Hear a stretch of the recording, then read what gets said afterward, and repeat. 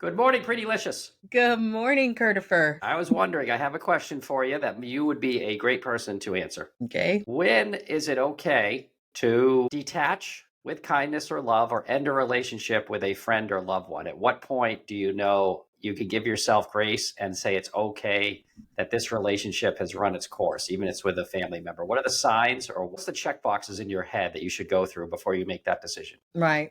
Well, I think I want to just start off by acknowledging that that's really hard. If you're at a point in a relationship where you're considering that maybe you can't continue having a relationship with someone that you love and that you care about and who probably also loves you and cares about you, it's a really difficult place to come to. And whether that's a parent or a friend or a spouse or even an adult child, that is probably one of the most painful things that we'll do as people. Right. But, there's a metaphor used often in the recovery community, and it's about putting your oxygen mask on before putting anybody else's oxygen mask on. In an airplane, we're always given that instruction, right? And what that really means is that if you're not breathing life into yourself, if you're not doing the things that sustain you and that make you healthy, then you can't be of any use to anybody else. And sometimes that does mean severing ties with a family member or a friend. It's always a good idea to talk to somebody that you trust about it. You don't necessarily need to make any of those decisions on your own. If you're in therapy, it's really important to talk to your therapist about it and get that perspective. The fact is that some relationships are abusive and violent, emotionally and physically and sexually. And that's a completely different ballgame. That's not what we're talking about here. Those are relationships where in a therapeutic situation, I hope that you're in therapy if you're in a relationship like that. And if you're not, ask that you seek that out. That is a completely different scenario than what we're talking about. We're talking about something that seems less dire, but it is also dire, just in a different way. And I'll explain why. In recovery, protecting my emotional sobriety is just as important, if not more important, than protecting my sobriety. And I'll explain what I mean by that. Sobriety is giving up the substance, right? So the drug, the alcohol, the food, the person, the gambling, whatever your addiction is, the shopping. I want to talk a little bit about the difference between emotional sobriety and sobriety. So sobriety is putting down the addictive substance. So for me, it was alcohol. I put down alcohol almost 4 years ago. And what that enabled me to do is to have a clear picture of my life and the areas in which I need to work. And a lot of that has to do with developing healthy coping skills. And part of developing healthy coping skills is learning to set boundaries with the people you love. And it's also learning to become your own safe place. And the way to become your own safe place is to protect your sobriety and your emotional sobriety at all costs. This also applies to people who are not addicts in recovery.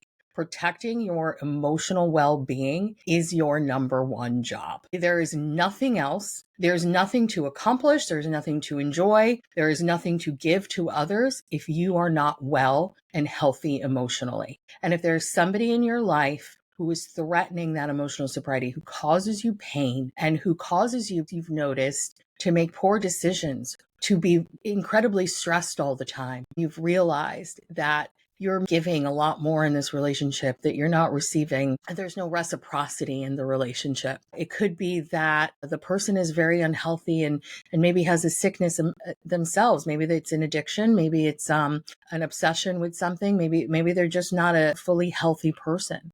And we want the best for our friends and family. And so what we do is we encourage them, we help them, we set an example. But there comes a point where each of us has to say, is this relationship a net positive or a net negative in my life? And is it detracting from spending time with healthy people, spending time with myself, advancing myself in a healthy way? And that's not an easy question to ask yourself. I'm sorry if you're in that situation. I've been in that situation. It's a tough situation to be in. One of the biggest things that I've realized is that a lot of that is ego. Like, I want people to like me. I'm a people pleaser. A lot of us are. And so the idea of setting a boundary with someone is scary because it might mean that they don't like me. And what I've had to overcome, what I've had to understand is that it actually doesn't serve that person either. What you probably end up doing is entering into a relationship where you become the enabler. in that Exactly. relationship, right? Like you're actually not helping that person heal themselves and go on their own healing journey if it's the status quo. Most of us need consequences to make changes in our life. And sometimes those consequences mean losing friendships. Yeah, I think you said it great on the boundary, right? What is a boundary? Because a lot of people will describe what you're saying as this person sucks all my energy, right? Or they just feel so run down or so tired after I deal with this person, friend, family, loved one, that they're just kind of pulling all your emotional support and emotional sobriety to them for their discussion or drama or chaos. And over time, you just feel always worn down. Like, whew, that's always, that's some effort right there being around that person. And it can be a loved one, a family member, that you'll have to put up a boundary to block that, if you want to call it energy pull, or your just seem to be grounding them. You're not doing them any favors letting them do that over and over. And setting up a boundary actually helps you and that person realize, hey, look, I always feel like really tired. You just sucks all the energy out of me hanging out with you or talking to you. And that's when you have to kind of do a little reflection and ask, is this a positive, like you said, a net positive relationship in my life? I'm so glad you brought up fatigue. Fatigue is my number one sign that something's not going well in a relationship. And the more I'm in tune with my body and my physical reactions to stressors, the more I realize that my intuition really lies in my body. So when I am fatigued for no good reason, there's usually an emotional cause to that. And it often is in a relationship with another person. I have used that in dating quite often. If I am dating somebody and I am constantly tired at the end of the day and I've just had a normal day, that person is probably not the person for me. It doesn't mean that there's anything particularly wrong with them, doesn't mean that they did anything particularly bad, but it is sort of a sign that my body and my nervous system is reacting to something.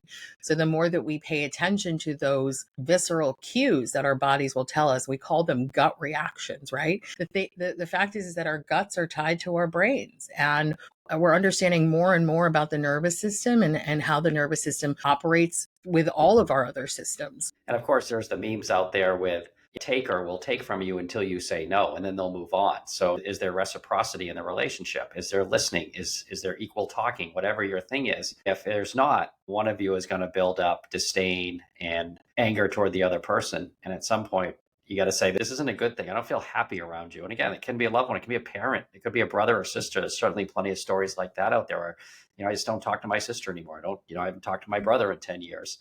And the initial reaction without knowing the details is always, oh, that's terrible. Oh, that's so sad. But you don't know. He could have made the best decision of his life, or she could have made the best decision of her life if the parent was emotionally abusive or friend was just taking too much time and energy.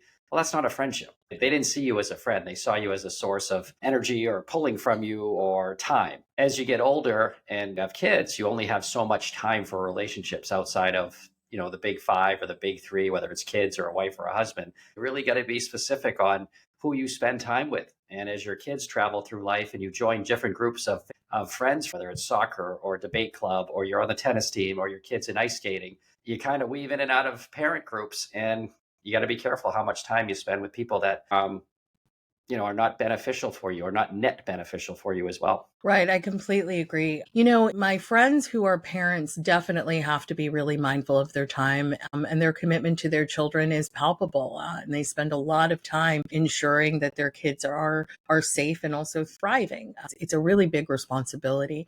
My friends without children also can take this on as an important responsibility, because really what we're doing here is that we're breaking cycles of generational trauma.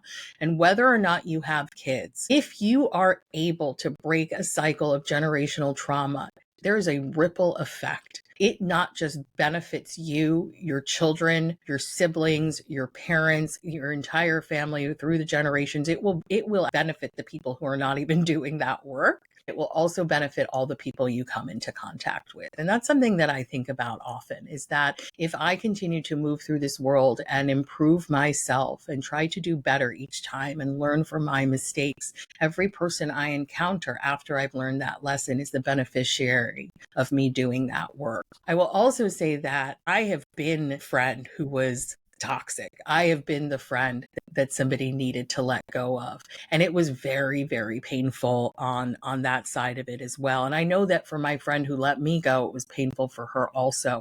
But she did it for self-preservation. She did it because I was not in a healthy place and that I hadn't been in a really long time, and because I was an unreliable friend. This was my best friend since we were 13 years old. We were very, very close. We went to high school together. We went to college together, and we spent a lot of time over the years in our 20s and in our early 30s. Sort of weaving our lives together. We intertwined. She was a sister to me. I honestly never ever thought that relationship would end, and I absolutely took it for granted. And for a long time, I couldn't see why she let me go as a friend. I thought, I'm a good person. I'm loving. I'm kind. I have such a good heart. What was it that I did so badly? And really what it was is that she couldn't rely on me. I would disappear. And there are reasons for that. And it wasn't necessarily alcoholism. It was actually more to do with my depression, that I would fall into a depression and I would not want to talk to anybody and I would retreat. And it was really painful and really hard for her to not be able to be there for me and for me to not ever reach out and lean on her. But it was also painful to her because sometimes she was going through things also and she needed a friend. And I wasn't always able to be there. I was the sort of friend who was, when I was doing okay, when I was well, I was a great friend. And if I didn't feel good, if I was depressed or anxious or I had started to isolate myself, I was not a very good friend at all. And it's only in recovery, and not even in, not, it's in recovery. It's only since getting sober and doing this work that I fully understand.